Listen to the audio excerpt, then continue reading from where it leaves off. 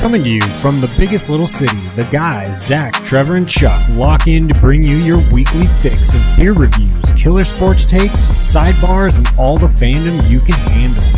Welcome to Balls and Brews. Welcome, Balls and Brews. Cheers, Charlie. Cheers, Downey. We're a man down today. Obviously, T-Mun is not here. Yeah, celebrating Thanksgiving with his fam, just the way their schedule worked. Yes. Ladies and gents, at home and in the car, stop at your local store. Wherever you at. Yeah. Stop at your local store. Pick yourself up some Campfire Stout. It is by High Water Brewing out of Tracy, California. Says I love what it says. Leaves you wanting some more, like as in s'mores, because it's graham cracker. Yep. The molasses. Check. I definitely get Check. the graham cracker. I get both. I get the molasses a little bit. I get the graham cracker. I'm so happy that I got the graham cracker. I was so nervous that was the one we weren't going to get, and that's what I was like. Kind of leads with it. Yeah. 6.5, Charlie, if I didn't say it. You did not, but I appreciate the callback. It does have some chocolatey to it as well, which is necessary for a s'more. Yes. A Hershey bar is the only acceptable chocolate bar. I love a good s'more. Hershey bar. You can. I'm not okay. I won't go out of my way for one, but like I'll eat some if given. But like, well, if I'm gonna, for a s'more, yeah. it's necessary. If I'm buying a Hershey bar, I'm getting the Mr. Good bar, the yellow one with the peanuts. Okay, sure. If but I'm spending money, I suppose that is a Hershey bar. If I'm spending money on it, I'm getting that. But for a s'more, I love them, Mr. Goodyear. But for a s'more, you have to get them, and you break them in half, and you get the little 4-pack on there. It's fucking perfect. Yeah. Shout out to camping. That's where that happens. This got a couple awards on the back. World Beer Cup 2018 Bronze Award. And then it's got a couple golds from the American Beer Festival in 2014 and 2016. What I would say is this is the kind of dark beer that can get you into dark beers, right? Like it's got a little different of a profile that's a little bit more familiar with the graham cracker. The molasses isn't super heavy. It's not as thick as some too. I think some of the thickness of a dark beer throws people off. You know, that motor oil looking one that he pours, that might throw him off. This isn't as thick. That's something that I drink. So as we get into the what did you drink this week section, before we get there, I am glad that it is winter. And we are going to be getting... All the dark beers are out. Yes, I hope the winters are out. I hope we see one dark beer every pot. I know Charlie's got one for next. You do two. That is I brought two. So we got some dark beers coming up. But we absolutely do. That's the best thing, dude, about winter. I fucking hate winter in general. You literally read my mind on the way back from craft. I was just like, it's beer season. Winter is beer season. It's my favorite. I agreed. It's not that I have adjusted to the summer style, spring style, but fall and winter when it comes to beer, just because it's cold and you want something that warms you up, and then you get those nice dark beers that like winter warmers. And I had one of those days. In summer too, you're at the lake a lot, so drinking more of like the seltzers and like the Coors Lights because you're out there all day. Well, yeah, and even the Modelo's kind of like just kind of the more of the lager slash like the lighter kind of easier beers. That's what they're also releasing at that time of year. Yes. Like that's what the specialty rotators are. Like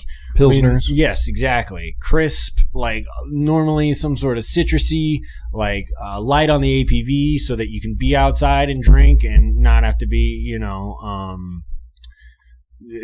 sucking down fucking thick beers on the beach. Like, not that it's not, it's a little bit harder. Dark beers are great, but you're not trying to kill one up at Tahoe. It's a little bit harder in the sun to be crushing this nice stout out there. Yes, it's stout season though. I've had some, you take like a 6-pack of the peanut butters from Lead Dog because you can find that all the time. Sure. Take that up to the lake and you're like, I'm good. But in the winter, I'm like, give me all 6. I could go a couple, 2, 3. Yeah, for sure. So what have you been drinking, Charlie? Well, so I had myself delicious Deschutes Black Butte. It was the 38th barrel aged edition. Oh. And it was 12.9. Where'd you find it? We were down in Pinion. I met up with Derek yesterday. And we had ourselves. I had another really good one called The Substance. It was a hazy IPA from a brewery from. I remember everything except for the name of the brewery, Portland, Maine, and it was a hazy, and it was came out unfiltered, super cloudy. But from Maine, so it was East Coast. Right? Yeah, for sure. Yeah, it was a New England style, no doubt, like a traditional. And but it led very citrus forward, very, very little on the hop, but it was super like lemony, which I was not necessarily ready for. But it was very good. Yeah, those were my two that I had. That Deschutes was so good. They do a good beer from top to bottom. I'm Deschutes, never man. mad at a Deschutes beer. Like, some of them are more or less run-of-the-mill grocery store beer. That's what they've turned themselves into. But when they do it up, phenomenal. Yeah, because I just saw one of their tropical squeeze was only a 6-pack. I was like, man, that's a good one. Any of their squeeze series, like they have Any the of their squeeze series. little series is good too. Yeah. I saw a new one out of there, big little, that they've made a hazy one now. I don't know if we've tried that or not. I think we did. We might have. Deschutes, we've tried a lot of Deschutes. Or Yeah. maybe we have. No, that's Sierra Nevada. I'm sorry. Yeah, that's Sierra Nevada. Because, with Deschutes, you get all the squeeze package is good. I think we've done a lot of the squeezes on You Pond. get classics like Mirror Pond and Black Butte. Black Butte, both really good. Yeah. What's it called? Anytime it's on tap, I have to get You're a one. chain breaker. Chain guy. breaker. But That's I don't why- see it Yeah, anymore. no, that was a seasonal that they brought back. It for came a back second a couple times. Yeah. I love that one. That's That good. kind of got me into like the different ones. This man used to not want a glass. It's okay. It's all right. We've gotten him to host a beer pod. I haven't really drinking any new beer No? this week. I only had like a Guinness Day and Guinness yesterday. I did try a new whiskey.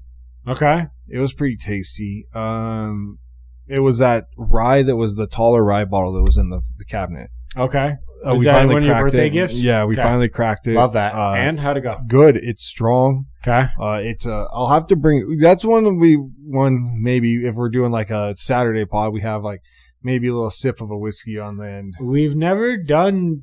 Well, I mean, we did the tequila, but those were the percentages. mixers. But they're only like those Travis said 15 to 17%. Yeah. Like that's not bad. No, We did the one sangria last week that was 13%. But yeah. But no, I haven't really had nothing much different. Went to lunch at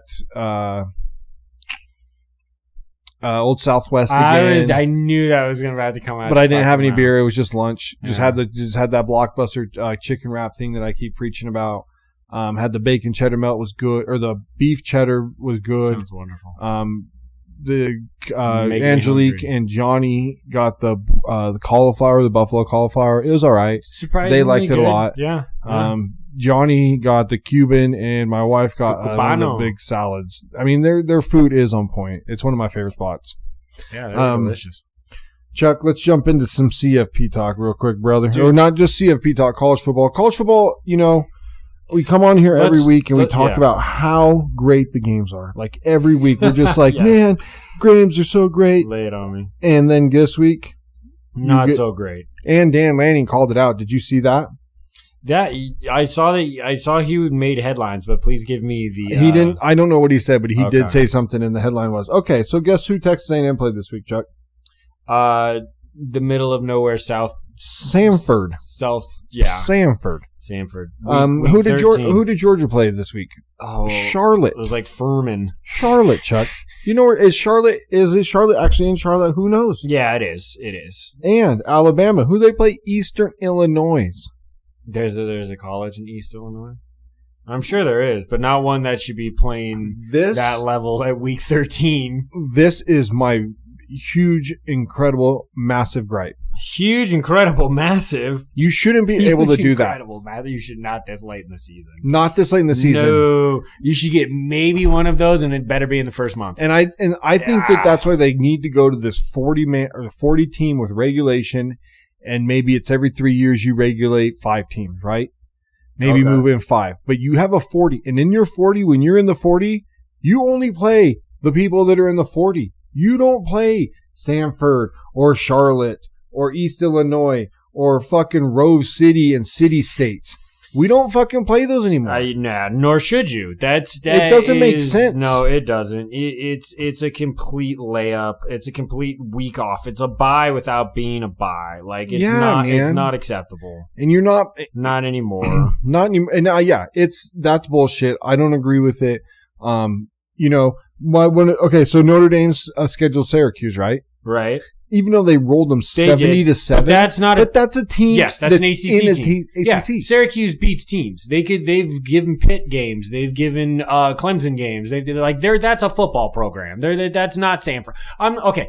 Let me also preface this with I'm not shitting on these lower programs for what they are. No. But this is not the level of competition these boys should be playing this far into the regular season because it's not like the NFL.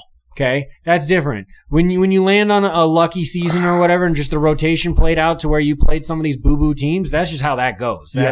But when you are reaching out to these teams and scheduling them years in advance, that's still an NFL team, though. Sure, like 32 or 32, 1 of 32. Yes, yeah. But that's why it should be one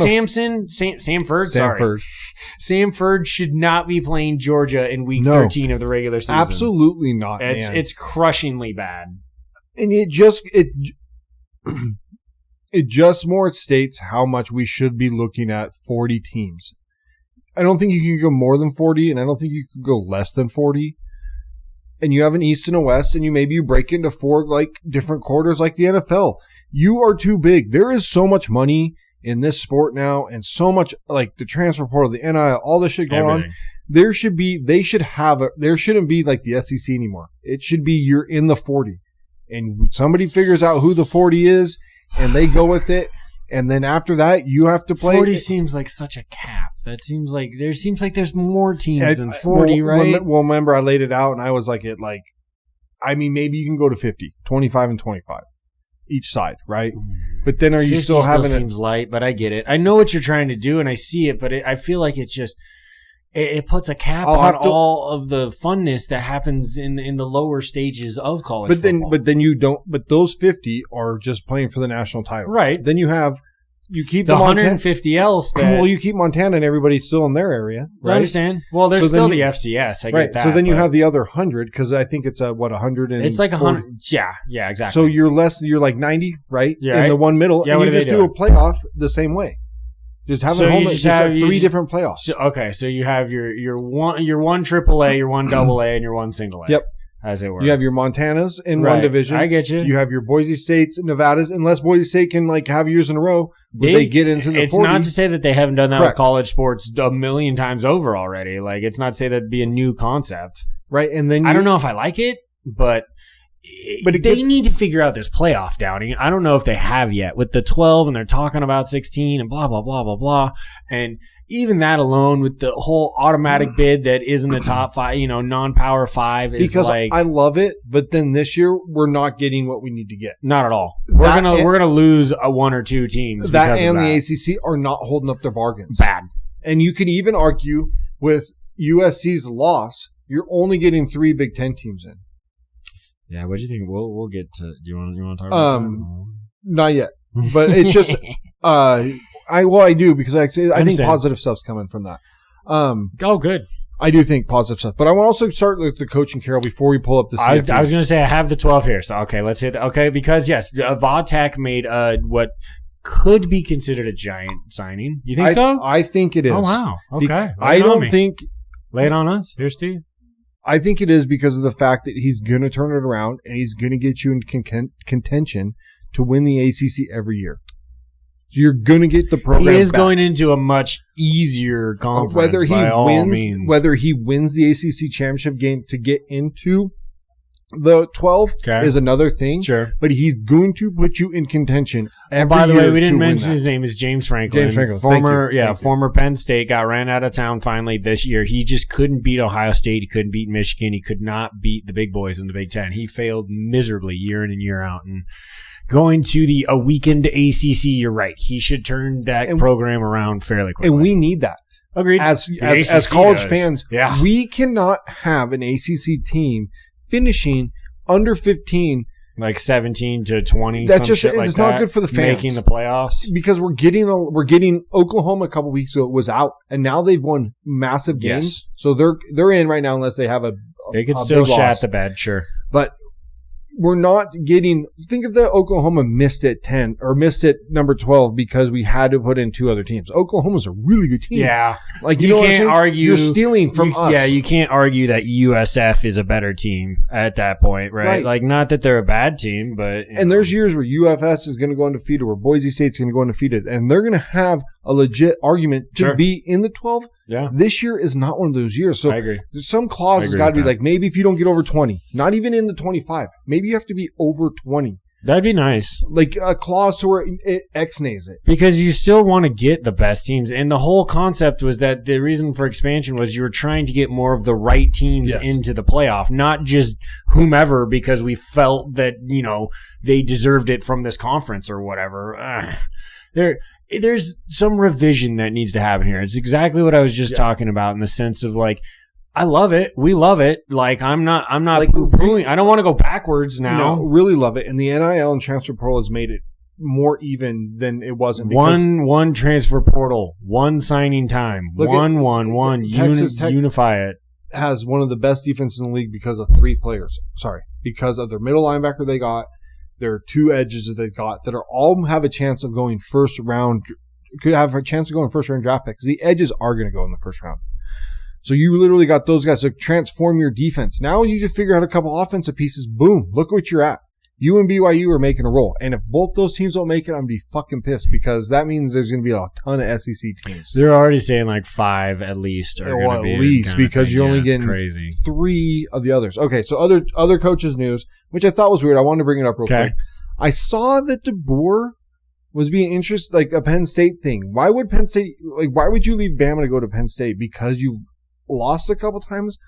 I would never leave Bama unless they fired me. Correct? I would agree with that at this point. Like Penn State's not a better job. No, you are on the 1% job right there, pal. Like it's only at best a lateral movement. There's no way you're going up. Like Bama is right now, from the last 20 years onward, as it were, the absolute epitome of college football. You have the machine rolling down there, dude. Like, why would you leave? Like, unless you dropped a couple of the big games and they said, look, bro, like, if you James Franklin'd it, look, year in and year out, we're winning 10 games, but we're not. Year 2 with him. Right. Correct. Yeah. No, I'm just in the comparison of like that. That's going to get you fired from big time programs. Regular programs or like middle of the road programs, you go 10-3, and even if we're not knocking on the door nationally, they're going to keep you around as long as you want to stay. But programs like Penn State, programs like Alabama, well, Penn State took forever to get rid of Franklin, in our opinion. We've talked about him for years. The other problem too, this also goes to the NFL. I don't remember what show I was listening to, but they talked about why would you fire a coach in season, why not fire a coach in season, and one person said, firing a coach in season, which I didn't even think about this way. Now you're giving this internship coach, right? Sure. Why was it the internship coach starts winning, like Antonio Pierce, like some of these kids from Penn State are lobbying that's what I'm saying. Yes. So now they want this interim coach, but is the interim coach ready to be the coach, or are you just riding this high because your coach got fired? The flash in the pan happens a lot. You know what I'm saying? Yes. So I think that you got to watch out for that interim coach. It's up to the AD to get to the bottom of it and to see if he could. Basically, you take the candidate you have in place versus the field, right? Like, it's not like you don't give him the opportunity, but you don't just hand it to him fucking, straight out. You put it to him like, hey man, if you're still the best, we got to go look at our options. We got to go see what's out there. And, because maybe he is Marcus Freeman. Marcus Freeman was in the program with Brian Kelly. Sherman Moore was in the program with Michigan with Jim Harbaugh, but they haven't really succeeded yet. Michigan is a strange case because they hit their low from they won the national championship and all of that talent dispersed, either went into the NFL or just graduated kind of thing. Yeah. And they have raw young talent, but nothing that's like defined to make noise. One V18 is coming up this upcoming week, which is the game, OSU versus Michigan, right? So is that this week? That's going to be, yes, that will be Saturday. It's big noon next Saturday. Anyway. Ohio State's going to fucking roll.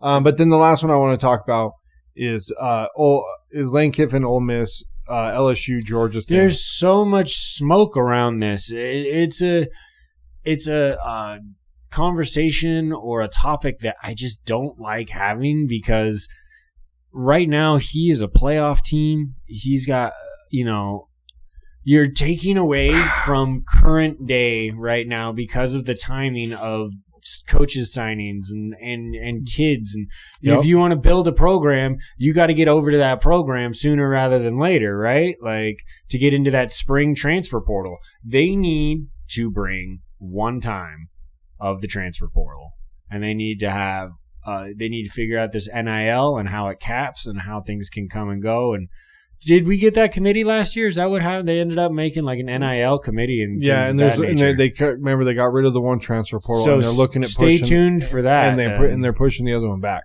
They still are. They're still moving on. They did in fact close the second transfer. Correct, and then they're looking at moving the one back so that if you're in the playoff, you don't have to put in for a transfer you until like a certain time. You shouldn't fucking have to at all. Right, correct. Because I remember Penn State last year, the kid was like the backup quarterback. Yeah, he's like, got to go, dude. Yeah, and it wasn't his fault. He was going to go start somewhere, but the transfer portal thing was ending, so they pushed that back and everything, which is good. Yes. So we talked about how pissed we were about the shitty scheduling of the games. But there's only 2 ranked teams this week against each other, which is kind of crazy. Yeah, number 15 Oregon at number 15 USC at number 7 Oregon, which was a good game. 27-42. Yeah, when we get to one score in, we couldn't make the next stop to get the next score, or if we did make the stop, we couldn't go down and ever tie it up. Get the points. We just couldn't do get one there. Out of the 2 things you needed. Sure, and that's so frustrating, dude. That's hard to watch your football team do that, where you're clawing back, and then sometimes you're just like, yes, we get the stop, and then you go 3 and out. Maeve did have 2 picks. That kind of you're like, oh man, this needed to be the game where you needed to play almost clean. Perfect. Sure. Yeah. Oh yeah. Well, like you said, it's just like you would get there, and then you just couldn't do it. But I am more excited. I think we are on the up and up as an SC fan. Defensive line, offensive line are going to get there. The skill positions are there. I'm not sure. I think we have a pretty good kid coming in next year after Maeve leaves at quarterback. So I think finally it's taken 2 years longer than I thought it would with Lincoln Riley, but I think we're starting to make that push. Next game, Missouri at OU. Missouri loses 6-17. OU didn't really put up a lot of points, which I thought was weird.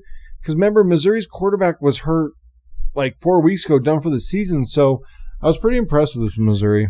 That's a very low college score, 17-6. Yeah, like that doesn't happen often. That's a dominant defense by the Sooners, who are not really known for that. So that will keep them in relevancy. The thing about the old Big 12, because I know that they're in the SEC now, was that nobody had any defense, right? Yeah. So to give a 6 spot to a team who was ranked as high as 7 or 8 earlier in the year, Missouri was up. They were top 10 at one point. Oh, well, then they had a couple losses, but then once they lost their quarterback. I mean, that's very rarely do you have a program that's just going to be like, oh, okay, the backups, just as ready, just as schematically, athletic and good to go. And like, it has happened. Cardell Jones won a national championship after coming in for like 3 games. It was like he played the last game before the playoff and then won the playoff. But that Ohio State team from top to bottom was just absolutely insane. Anyway. So then we have 3 upsets, dude. Okay. And the one I was and I wrote it down because I just had this affects the ACC ginormously. I had a feeling. Pitt at Georgia Tech. Pitt ends up fucking rolling 42-28. Handled. And I just wanted Georgia Tech to win so bad. I know. I think we all did. We were pulling for Georgia Tech, earlier in the season because they're not the traditional ACC noisemaker. The King kid's very interesting. I think so too.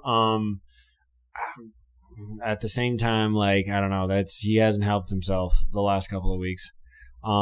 Good job, good on you, Pitt, and shaking up the ACC to the nth degree. It's just not a good conference right now. I don't know what. Yeah, that's why we need Franklin to get Virginia Tech on point. We need them back. We need to get Norvell. They said they're committing to Norvell for 2026. I don't know how much I love that. I don't know. Like, they're not good again. We need Florida State. We need talk about Miami. a flash in the pan, the ultimate fizzle, dude. They come out, they beat Alabama week 1. They roll for the next couple of games. They start 3-0, and like then, now they're like 5-5 or some shit. Like, the collapse is real out there, and in that case, he's done that multiple times now. If I'm Florida State, I'm buying that fool out, and are they maybe not hitting it because there's so many schools already that are open? Do you think that's potentially what it's got to be? Like, maybe we've rattled off 8 to 10, like pretty damn, some really big, some still pretty fucking big. We need to let's sidebar back to Lane Kiffin real quick. If you were him, would you stay at Ole Miss, go to LSU or Florida?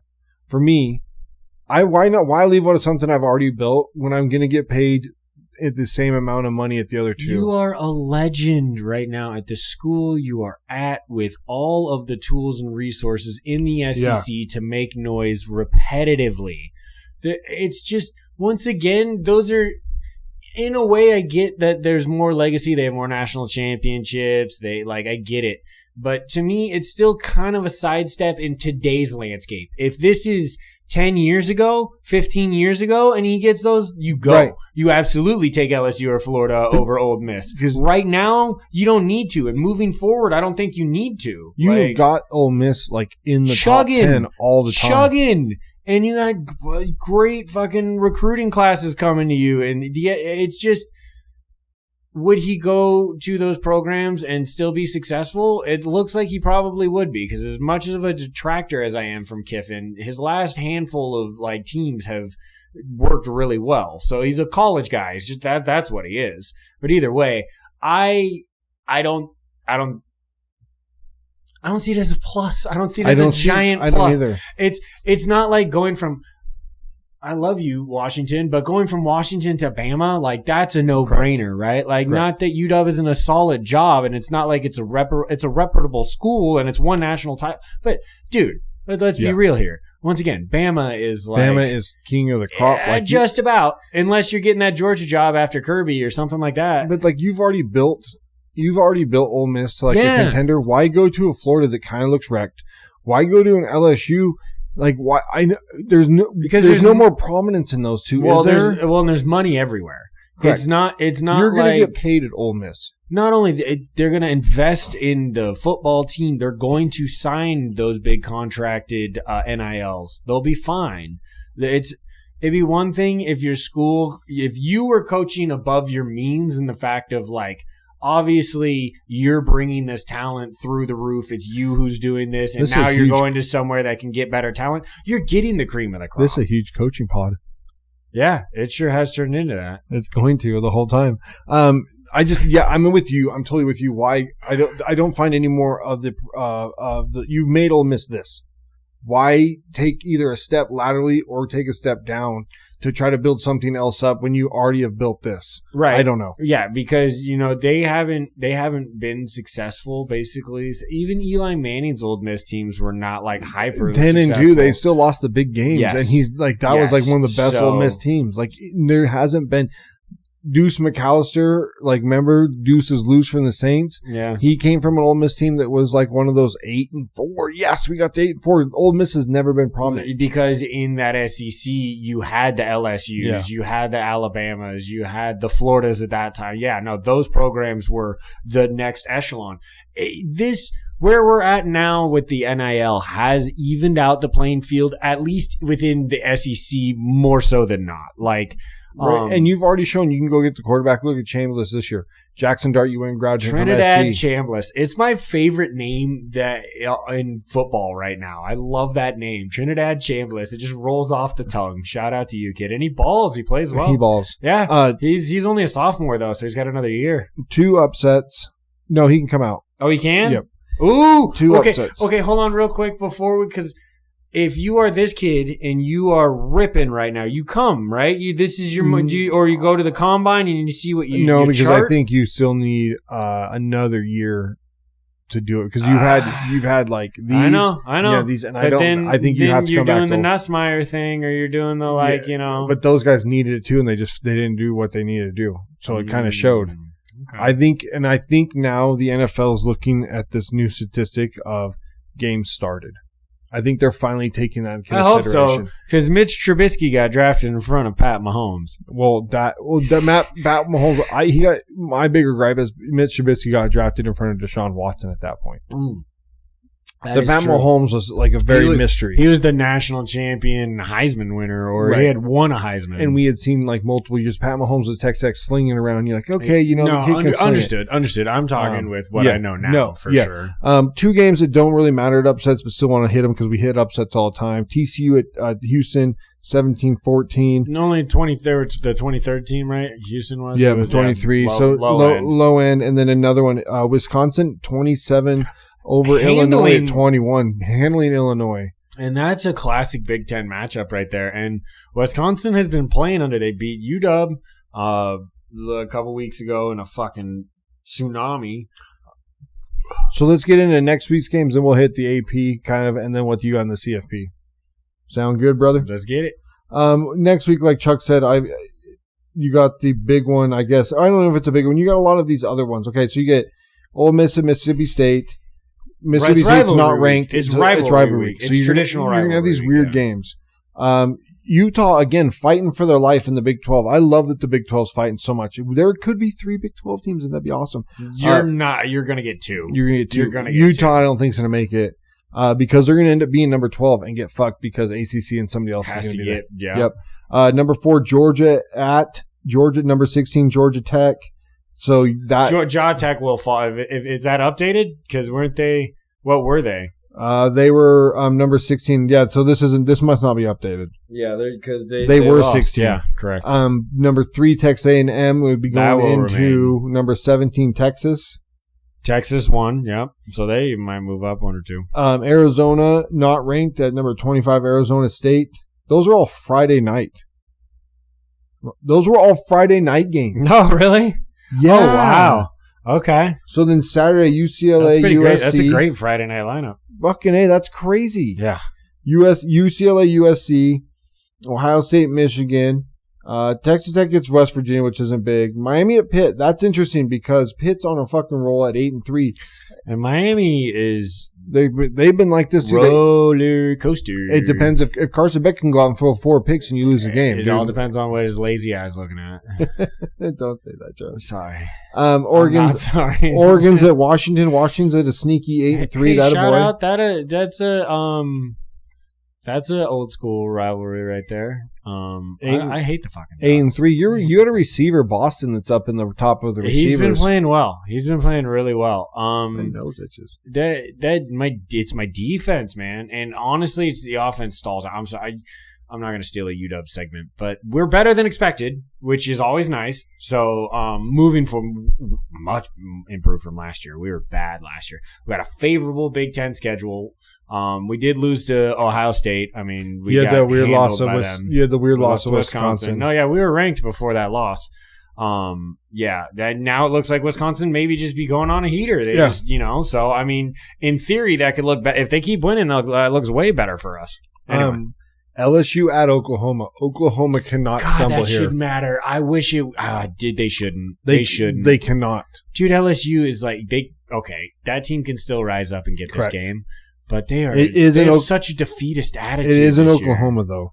Oh, it is in Oklahoma. Yeah. So Yeah. Vanderbilt at Tennessee. You have 14. I like that matchup. Yeah, that's good. Obviously, Virginia Tech and Virginia are going to play. Bama is at Auburn. Auburn's not the really, Iron Bowl. Auburn's not good, but you never know what's going to happen in that shit. The Iron Bowl. So that's basically the that's great. rivalry week. That's a straightforward rivalry. There's some good ones there, dude. I like that. Oh man, I hope there's some like crazy upsets. That would make my day. There might not be. Chalk can happen. Upsets can too. It's the reason why I think football games. It's all turnovers that you don't predict. Really bad penalties, really bad calls sometimes. Like there's things in a football game that don't really happen in other games. Drops. Well, yeah, that's a killer, obviously, but that's different in the sense of like that's still in control of the players. right? Yeah, but penalties should be so in are control, turnovers and penalties should be in control of players too. That's as well. It's unless you see that stupid penalties. The ones that it's like that is not a penalty that they make. It's like I hate the shit one like that. last was it Monday night against the Eagles on AJ Brown. Oh, the Lions. Rocky and Sin. Uh-huh. That was not a penalty. Yeah, that was more of a fucking offensive penalty if it was a defensive penalty. They got that one wrong. Wrong to the point to where that wrong changed to the point where it changed the game. Yeah, no, the Eagles won because and I know it was at the end of the game, so we look at it more. Right. But you still got it wrong to where it changed the game. But okay, so what do you got for the So what do you CFP was last week, so there is maybe a little movement. All right. We're going to do CFP, and then we're going to get out of college. We got a lot of other stuff we need to move on to. Yeah, college is hot. College is hot. Well, we had more like bullshit to talk about than OSU 1, they're going to be until they lose. Indiana 2, they're going to be until they lose. Mm-hmm. A&M 3, they got by who was it? It was South Carolina last week. Yeah, and then they pounded Samford. Right, yeah. Fucks. And then 4 is Georgia. Yep. Okay. So all buys. Right. 5 is your boys in Texas Tech. Which there's 7 in the AP this week. So 6 is Ole Miss. There's 6 in the AP. They dropped down 1 in the AP. Oregon jumped them. They did. 7 is Oregon. So they jumped up to 5 in the AP. OU, OU at 8. OU's holding 8 in the AP. Notre Dame at 9. Notre Dame's holding 9 in the AP. Bama at 10. 10 in the AP. Miami at 12 or 11. I'm sorry, because they haven't had. They are 13. So BYU and Vanderbilt are 11 and 12. So right now they're the ones that are 12 getting is Tulane because they're the and Tulane had a win today. So they were 24, so they're 22 today. Right. Okay. So. I mean, as it were, Tulane plays the biggest beneficiary. But like we said, you're losing right now. Oh, you're robbing a team. BYU's getting robbed and Vandy's getting robbed. Yeah. BYU will not jump Alabama. Oh, no. They won't let it happen. No. They'll leave Bama at 10. Unless Bama loses again, they have to leave Bama at 10. BYU won't jump Notre Dame. No. OU would have to lose for BYU to get in. Yeah, that would make sense. Or unless Texas Tech loses, but we don't want that either. We're trying to get somebody else in, right. not out. No, yeah. Yeah, because Vandy's out. That'd be cool if Vandy got in, but they're not going to make it because of fucking... Yeah, if they wouldn't have dropped that game to 2 weeks ago, they lost. To Louisville. That's it. Good call. You got U of A is 17, so that's, I think, right now, they're playing, I don't know who in the ACC title game. Hopefully it figures itself out, but fuck. Let's jump into some NBA news, Charlie. Dude, the NBA's been fun. I know, and it bums me out, okay? Like, I love that game. I fucking love that game, and bring the Sonics back. Anyway, let's go with the now, the here and the now. I want to talk about the injuries real quick before we get into some of those stuff. Are we already seeing some first-month injuries? Dude, Giannis and Wemby are both out 1 to 2 weeks. Tough. That's 3 games. That's 2 to 3 games potentially. But in some of that, you kind of want, like, man, is it like really actually 3 to 4 weeks? Just to keep them because you don't want them to re-aggravate. Those are the two. Giannis is the dude on the Bucks, and Wemby is the dude on the Spurs. Got a lot better players than the Bucks do. But from top to bottom, you're still going to need Wemby down this. That's your dude. You don't ever want your one down. It's not to say that their 2, 3, and 4 aren't good, but you never want your one down. Well, in Milwaukee's different too. Like, well, they're both different because they're both, dude. Giannis, are they both? I don't know if they both can be top 5, but they're both top 10 players in the NBA right now. Right? If you said you can start a franchise with Wemby or Giannis, I would be grateful. Oh yeah, absolutely. Because obviously I want Wemby because he's younger, but I'm like, damn, Giannis, you still got 4 years to give me. I think Wemby's skill set is insane for his size, dude. His ability to dribble and take guys off the ball and step back threes, and like, oh my goodness gracious, and his length is absurd. He doesn't have to jump to block most guys. He blocked Draymond's 3 the other night. Thank you. I know. I don't like. He's an honorary shit lister, if you ask me. Still to this day, he's such a griper. I think Giannis almost got. I think we almost forgot about Giannis. Like, as we in, did. Sure. you got Joker, you got SGA, Luka, and then everybody kind of forgets about Giannis kind of doing his thing up in Milwaukee. They haven't been making titles. They haven't been pushing deep enough. They've been going out in the first and second round the last couple of years, and they're not going to get they ain't going very far this year. Another big injury, which I think is really big because he was way more consistent, is Aaron Gordon with the Nuggets is out. Yes, 4 to 6 weeks. Dude, he's been like I would have say that he's more of a 2 than Jamal Murray because Jamal Murray's is he hurt? Is he not hurt? Aaron Gordon seems way more consistent for the Nuggets over the past 3-4 years. I know Murray comes in and has big games, but he's not always there or not always playing good. Both of those are fair takes. Then that's a large loss for the Nuggets. Aaron Gordon has really developed into a solid NBA player. He's got a good mid-range game. He's a great rebounder, great defender. Obviously, insane dunker. Like, still can get down in that situation. Gives you length and size, and that's a big loss for that team. He's 2 weeks, you said? 4 to 6, dude. Okay, that's an unfortunate event. That's a big loss for them in that spot, man. Especially with the West being so, like, the West isn't top heavy like where the East, where you're gonna have, like, we're gonna go over here in a little bit, which is kind of crazy. These records. I know we're only a month in, but we haven't really touched a lot of NBA, so we don't throw some records at you. It's the West, you can't fall. Like in the West, if you get down, there's a lot of teams you're gonna have to jump to get back in. There seems like there's more teams in the West, correct? There always is. That is the complaint of the NBA traditionally is like, okay, so weird. Don't get me wrong. That the East, when they are elite, it's at the top. They always have it. Jordan and LeBron like controlled the East through like the 90s and then through the like late thousands and from the thousands on kind of thing. No, and then you still had like Philly and like Allen Iverson in that era, like post Jordan. The Nets had a couple with J teams. Kidd and Pacers. Those teams were fun. Reggie Miller and the Knicks once again. So those teams, yes, but like the rest of that shit has been trash. The West, Toronto got one. The Pistons have their years too. Remember? But talking about the Pistons, Cade Cunningham, dude, he's plus 800 right now for the MVP. You go throw some fucking bread on that, dude. That kid's looking like he's legit, bro. Yeah. He's smashing belt to ass. 12 in a row, 14-2 to top the fucking East right now, brother. I had him making the playoffs. Originally, Trevor didn't remember. He was like, fuck, I got forgot about the Pistons. And number 2 is Toronto at 12-5. I know this is super early, but that will teeter off. Yeah, it's not that they've gotten a better roster than they've had the last couple of years, but they are not just the Cleveland Cavaliers or the Minnesota Timberwolves or these teams that will eventually even out.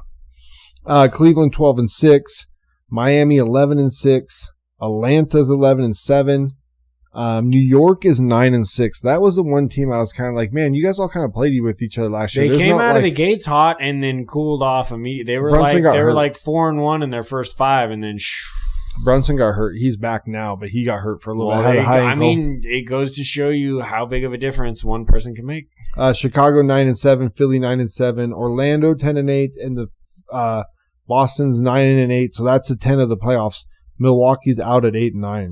So you losing Giannis there is not good. So much ball left. Washington Wizards have only won 1 game, and the Pacers have only won 2 games. So Charlie, I think, had the Pacers. I sure did. Oh, I think I still had them making the playoffs, so that's not good. Way better than 2 wins. Off. OKC. I was wrong on the New Orleans call. Good Lord, was I wrong on that? And we were wrong on the records. This is really bad. This is not good. OKC is obviously 61. Right. They are massively dominant. And they don't even have Jay Williams. Who cares? Go, dude. You're just so mad. You're so mad. I will punch this goddamn own computer. Do you understand? I will ruin this podcast. Denver 12-4, Lakers 11-4, San Antonio 11-4. So that's big with Wemby out because you don't want to lose any ground. Houston 10-4, which they got a double. They got a team right now. I can't believe they're 12-4. That Sengun is out of his mind playing right now, dude. Because he gets the offset of Kevin Durant. This is where KD plays the best, dude. Yes, he plays the Robin so well. He gets rings when he plays Robin. Yes. When he tried to be Batman, how many rings? Zip. And dude, Katie, I wish I could say I love you because there's a part of me that does not at all. Like, I know that you won Rookie of the Year in the last year in Seattle. The rest of your career has been just hard to fucking watch. Anyway, I don't want to make it a Durant shit on. Phoenix 10-6. Yeah, playing as a team. Booker, what do you know? Yeah, well, because Booker's a good player. Let him lead. Let him lead. Booker. When he's smashed in a room full of like too heavy of personalities, he doesn't shine through. And when he is your one, that team was very good. Minnesota 10-6, Golden State 9-9, Portland. Here we go 7-9. Memphis is 6-11. John Morant, but see you later. Yeah, your New Orleans take is 2-15, brother. Real bad. Zion down again. Before we go to break, I want to mention Charlie's team. Give me some nucks. I think this is huge. Josh Naylor getting a 5-year, $92.5 million deal. Take it away, Charlie. Yeah, no, he impressed the shit out of me when it came to him as a first baseman, to his ability to stretch, his ability to grab it off the one hop over his head. He doesn't look as athletic as he is.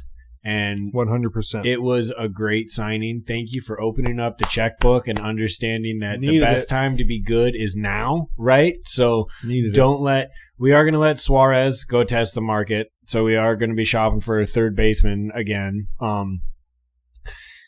So out of the two big free agents that were hitting the market, we secured Naylor. I think that was the better of the two. And then who's the other guy that had all the home runs in the playoffs? Polanco. They said that he's willing to come back. He's just looking around a little bit. I don't blame him. But I think he only signed a 1 year, like $7.5 million. It was like a real basic contract. But he does want to come back, so we'll see. I hope so. Give him the money. I would absolutely, dude. Once again, like open up the. It will pay dividends. Seattle loves sports. That city, we need the fucking songs. Keep your eye out. Free agency has started in the MLB. So there's not a huge names, but there are some big names out there. So there's that pitcher from Japan too that's testing the market. I forget his name, but he's supposed to be this like absolute fucking phenom. So hopefully he comes to Seattle. Keep your eye out. We'll keep you informed because we love baseball. This one, dude, with his fucking... I've been getting real big into the Mariners, though, so let's stay forward. Clap to Naylor. We'll see you second segment. Welcome back to Balls and Brews. Cheers, boys. Hell yeah. Trav's here. Cheers. It all worked out. Look at the color of this beer, everybody.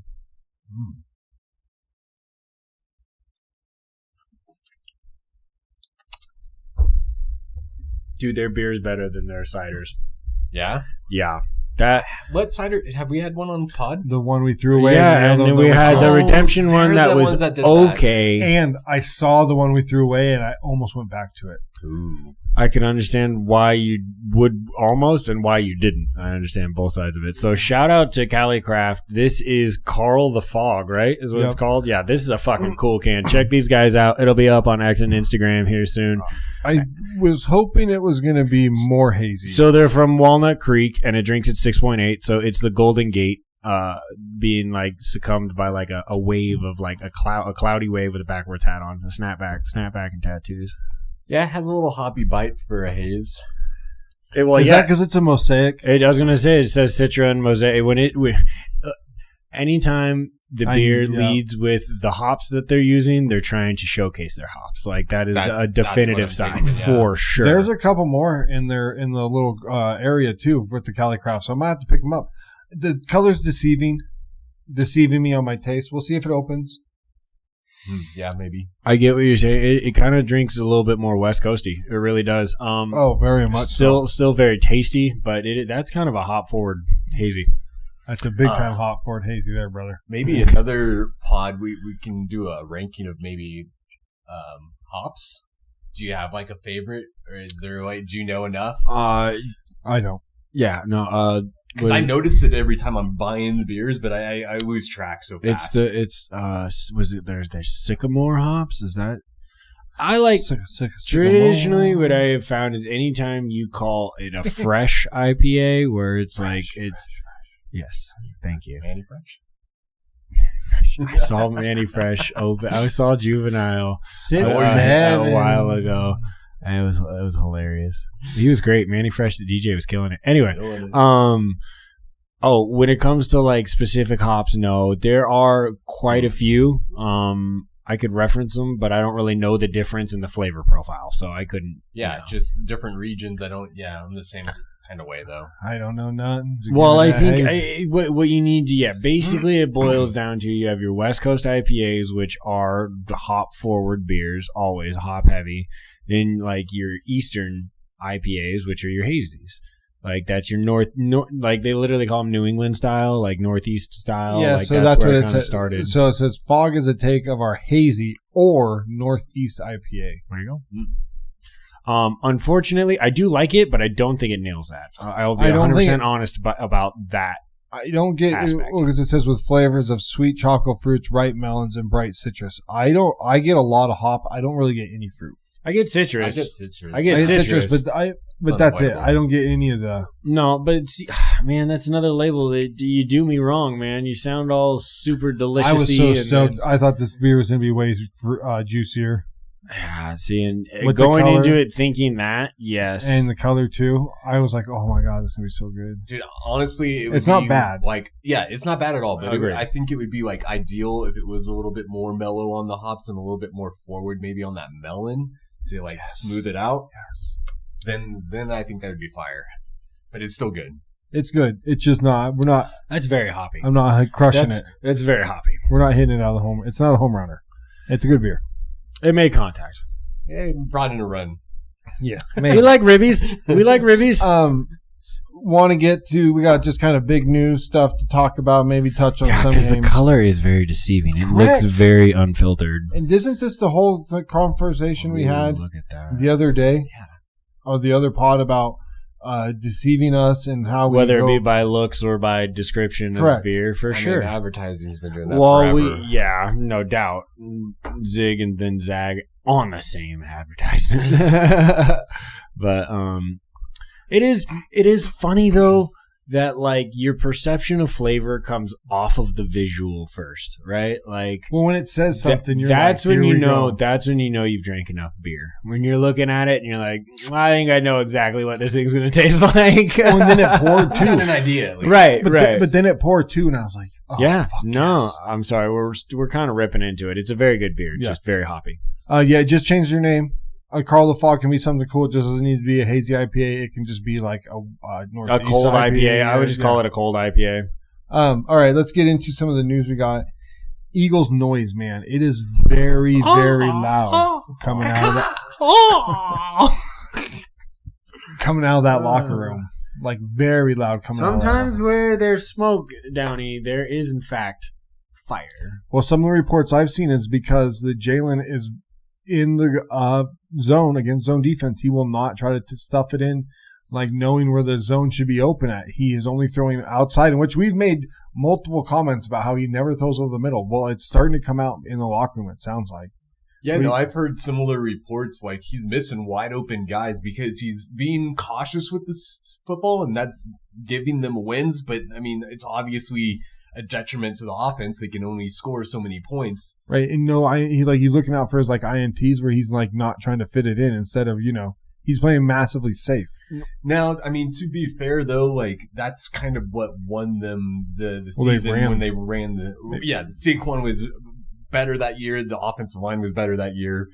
And that's what won them everything. So that's why I feel like it's their fallback, but it's also, man, if you could just take that step, then you would be scary good. Because they lost again. They didn't lose again, but they did lose today, 24-23 against the boys in Dallas. Think about how irritating it must be to be a pass catcher on that team and knowing your route's going over the middle. You're like, I'm just a decoy for this play. Cool. Unless it's see you in 40 seconds. Unless it's like a small drag, he doesn't throw over the middle. And I don't even know if that's over the middle. That's just a drop off. And then you look at on the other side, George Pickens going on the slant route, taking that like deep down the field to get into field goal range at the end of the game. That kid is lighting up. Dude, he's low-key having himself a Dak Prescott is the man.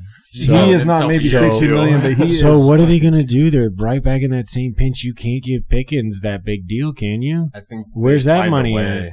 Where's that money at? I don't know if you can. Actually, they'll probably get outbid by somebody because the season that he's having, he's going to demand more money probably than they can afford. He's got super leverage if he finishes out the year. Even if the boys don't make the playoffs and he stays on this pace, his phone will be ringing. And for there's sure. Plenty of wide receiver hungry teams. My goodness! It's just, can he go and just like, he's been good here. He wasn't good, and he kind of ran his mouth. Didn't block it with Pittsburgh. They never had a quarterback in Pittsburgh. I mean, similar situation. Maybe. That's what I'm saying. But so if he goes to somebody else, is it going to be the same? And playing thing? off of CeeDee Lamb is a gift as well. Yeah, correct. You should only be targeting him if you got to know your team. You got to have a quarterback that's going to get him the ball, and he'll be happy. Yeah, because he went 9 for $146 and a touchdown. Catches. His body awareness is insane. Insane. That kid is a fucking good football player. He's a douchey, but he's a great football player. I did enjoy that story about him and CD going out to the casino, playing some blackjack, getting drinks, and then just showing up to the game and having a game. It's not like you can They played the Raiders. True. So maybe that's why they can afford to do it. Yeah, but they had a good game today. Such a big deal. George went for 9 for $146 and a touchdown. CD went for 4 for 75. Yeah. Dak threw for 354 and 2 tutties. He did have a pick. Well, the other thing was, I think when I saw it, Pickens was 8 for 8 on targets and catches. He was 9. He went 9 for 9. He went 9 for 9. That's CD went 11 for 11. That's a compliment to both 4 for 11 receiver and the quarterback. That's hard to have 100% completion rate to one wide receiver. And CD's a good comparison because he's another good receiver, but man, Pickens is outshining him. You know what Dallas is doing? Playing their way out of the Jeremiah Love good pick. God. They need it back. I mean, today Javonte Williams went 20 for 87, but he's having himself once again a low key good year, well above what the projections were for this guy. Saquon went 10 for 22 with a fumble. That's the other thing that hurt him is the turnovers. Killed the Eagles today. AJ Brown had 8 for 110, and Devontae had 6 for 89. AJ had a tutty. Yeah. And with this offense, if you lose a turnover battle, you're going to lose the game. And then there's 2 tush pushes, and then that's their other 2 scores. Dude, I mean, what do you guys think of them? I mean, I think they can still win. They still can do that. You think they can win this? You think they're? Yes, I still think that they're still in that tier of winnable. I think? Okay, no. Well, Trevor doesn't. I disagree. I think this could be a wake up call if they change things. I think they could be that team. I don't think they beat the Rams. Not again. Not the way they played them last year. Not the way the Rams are playing tonight. Rams are going to be in first place in the NFC after tonight. They sure are. And if Philly has to go there, I'm taking the Rams.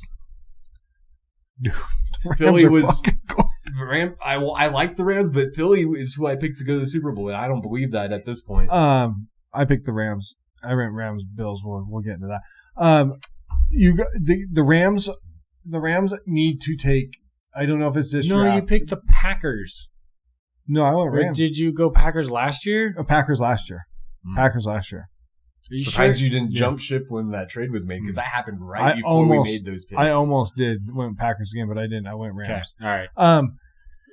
What is scary is this team is so well built. Especially you guys have to play in 2 years. At some point, though, they are going to have to make the move to try to find the successor to that quarterback. It might be after this season. I mean, he might have one more in him, but you need to either draft somebody this year, or you're going to have to figure something out. And it can't be a slop. You got to go get somebody to keep this going. You are maybe like Mac Jones. Who knows? I don't know if he's probably not. Somebody else has to trade for him, which is somebody's going to throw you a 2 or a 3. Yeah, we're going to get another. Somebody's going to get you a 2 or a 3 for sure. I don't see how he doesn't conjure up a market for there's QB needy teams fucking everywhere. At least a 3. I would say a desperate team would throw you 2. He's still young. He's still one of those reclamation projects that he's 27, 28. And he's on the cheap. And it matters what happens in the draft. It matters who comes out. That's what really matters. It matters who comes out. Does Devontae Moore come out? Does Ty Simpson come out? Who comes out in the draft? And who goes? Well, nobody that's scheduled to come out is a banger. Only the underclassmen that can choose to come out are going to make. Mendoza's got to go. Yeah. So Yeah, he's like the he's only foreseeable first round guaranteed at this point. Correct. Which is crazy. Yeah, I was gonna say, man, coming into this year, the hype around the QB position in college. Nussmeier, Klubnik, and Allard. Allard got hurt and wasn't really playing. Lenore Sellers was another fucking smoky name that a lot of people had eyeballs on, and just not athletic is all get out, but not necessarily a football player yet. Yeah, still more of an athlete than a quarterback. Anthony and Richardson. That sometimes doesn't. Most of them that doesn't work out. At that position, absolutely. You got to have a noggin, dude. You got to be able to read defenses. You got to be able to do some different things. You're the only person on the field who has to do everything all at once. Like, the running back has got to know a couple of things at once. The wide receiver's got to know if they're blocking or what route they're running. Like, but if those players figure it out, I mean, like Michael Vick, like Lamar Jackson. Dude, if it clicks, it's why we took Jalen Milroe. But Lamar didn't really look good today too, and he's kind of been banged up. Well, he skated through. The guy got, but they've been winning. They've been winning, but they played the Jets. I would still say his quarterback play has greatly improved. We drafted Jalen Milroe with the hopes that we could develop his ability to, because his athleticism is insane. So if you could teach him how to quarterback, who knows what teach him how to quarterback. So Dallas. Let's do so. I would love to see it. So Dallas is 5-5-1.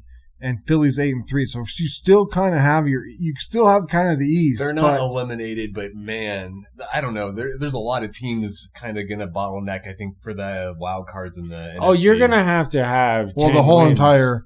They're gonna have to win out, dude. Basically, right now the NFC North ones has. Right now they have 3 teams going to the playoffs. Yeah. They got 3. Well, and then you got to figure that. Then you guys are close. I was going to say San Francisco's. It's going to be NFC or North or West. We're the 7th seed if we win tomorrow. Sure, that's true. They haven't played yet. Right. So they haven't played yet. Yeah. So the Phillies there. Next team I want to talk about that looks like they're in a little bit of trouble is the Lions. Yeah. What's going on? Well, I don't know, Dan. The first game Dan Campbell had play called. They put 44 points. Yeah. But there's a difference in calling plays that get you points and play calling. And last week they got smoked. And you got to be able to call a play in the first quarter and be able to use what you saw there to do another play. And right now, they are struggling, it looks like, offensively. And their offensive line, as it were. Gibbs had a great game. Yeah. But oh, my Lord, he won them that game. But they barely snuck by. And last week, they looked like shit. Dude, I'm sorry, Travis. I was just going to say that losing those coordinators finally feels like it's catching up to them a little bit. They had they started slow with the first game, but after that, they kind of carried on as like the identity of who they've been. Does it make you nervous that Dan Campbell's calling the plays? I mean, that first game it didn't, but this game it did. But you're last 2 games. He's never done that. I also think going for 4th down every time, all the time, is too much. Yeah, like, dude, I get it in strategic places or even more aggressively sometimes, but like every time, 5 times in one game, there are plenty of teams that don't do that all season. Like, if you have to, sure. Or like, it's not to say that it's not advantageous to get one more down or to try to score a touchdown, blah, blah, blah. But like, I don't know. We'll see how it plays out. We'll see how it plays out. That comes back to bite them because they've had success. Sure. Because who are you going to plug in there right now, right? Are you going to do like an interim OCE? No, it's either you or whoever else. And then at the end of the season, you're just going to have to dump the dude and go get somebody else. Yeah. You tried to hire within. Hiring within doesn't work all the time. And most of the time, I think it fails. Eagles? Offensive coordinator as well. Yes. Similar situation. Similar situation in the Philadelphia. I glad that you brought that up. Yeah. Dude, both teams look really weird. They are winning records 7-4, I think the Lions were. Well, they did win today. They ended up pulling it out. Yeah, they're 7-4. Came back not looking good. Oh, no. They were scrapping. It was Jahmyr Gibbs and Amara had some fucking. Amara had a good shout to him, dude. He's a fun football player to watch. Fun football player to watch. Next thing I want to talk about has to do with both of you guys. And then actually let's talk about one quarterback first. No quarterback. It's a bummer that we're even bringing this up. Michael Penix done for the season, looking like reconstructive ACL. This is a lot worrisome. He's had because he's due to injury history. He's blown him out. Yeah, he's already blown him out. The Falcons in general, it's a mess in general. I am sure we'll be talking a little bit more about this here. They snagged the win because they played a lesser Saints team today, but moving forward, they are not. We actually play them next week. Well, it even makes it worse that they gave up their first-round pick next season to get Pierce. Yeah, to get back into all the first, in this year. Right, but Pierce and Walker are first and third in rookie sacks. They're killing it. No, it looks like it's a long-term effective. It's long-term effective, but it does. That's not the problem. The problem is play calling, the quarterback, and that's why the coach. Ding, ding, ding. Next topic of both of you. Let's start with Charlie first. Chuck, this isn't a stat you want to be on top of. Seahawks lead the NFL in turnovers right now, brother. We do, and 4 last week didn't help. We did not turn the ball over this week. It's been Darnold's picks overall. We actually don't fumble the ball too much. It's been a lot of interceptions.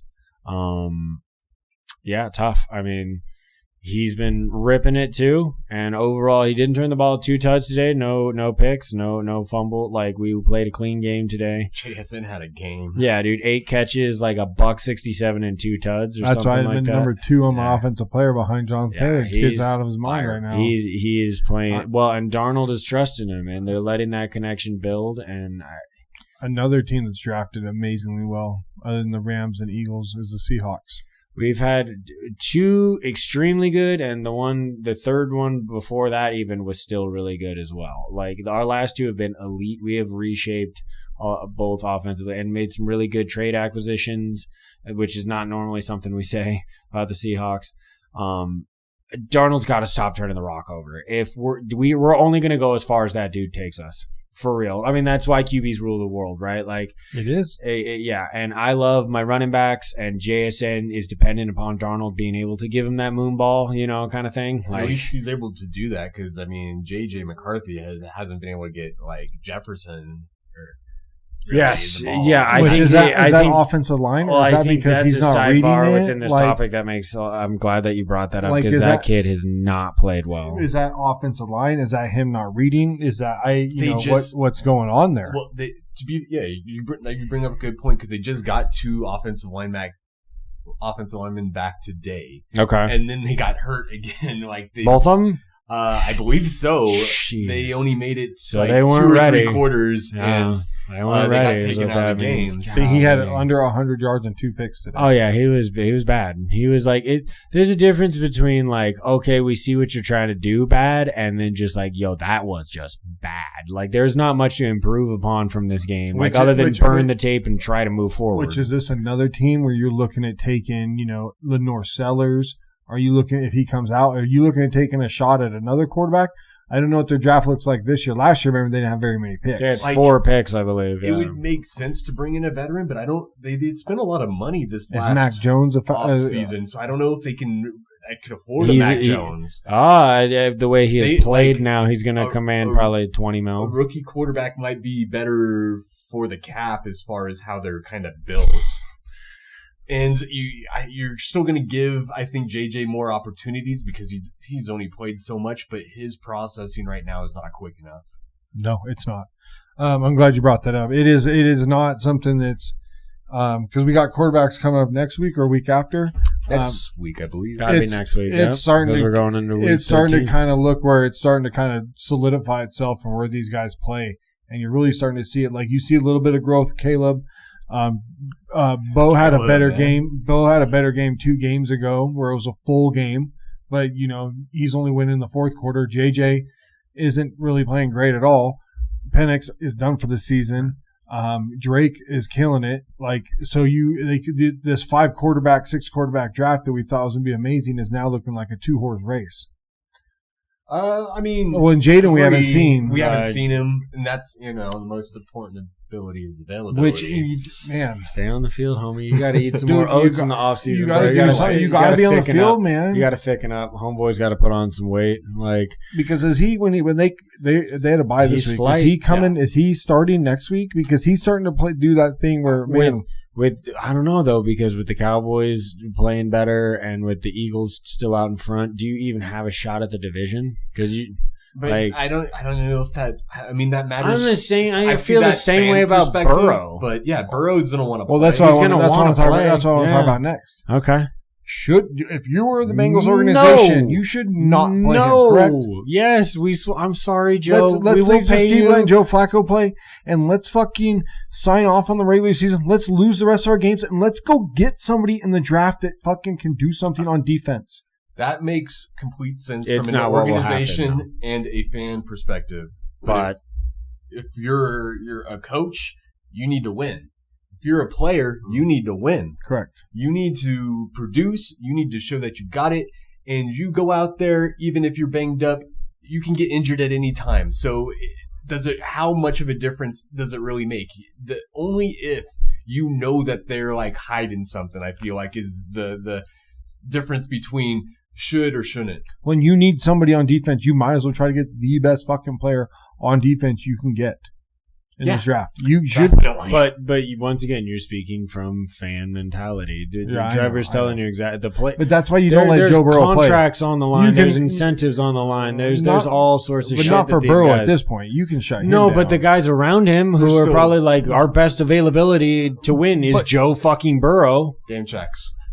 Big dude, there's going to be more push for him to play in season around the locker room than not. Dude, if he gets hurt again, that's going to be the fuck. Oh, dude, I'm the worst. I organizationally, if I'm the GM, I'm calling down to my head coach and I'm like, Taylor, you keep him on the sideline. Let Flacco go out there and sling for another 6 weeks. Tell him that and then maybe fire him this year. You could also do that. He's also on my notes that I have over here. I think we're talking about him later too. How are you going to tell him not to play the starting quarterback? Because I'm the goddamn GM. Because Jerry Jones has the power. It is crazy, but I mean, as an organization, you have like really no shot to get back. Oh no, it's a dead season from that perspective. But once again, I completely understand the argument from the player perspective, or even from him just not wanting to miss the rest of the year. You want to play. You want to play. Get out the game speed. Yes. What you do. Yes. Yeah. Let's get into our quarterbacks rule the world. So this week we're actually playing pretty well, or calling it pretty well. We start off weak, but we ended up being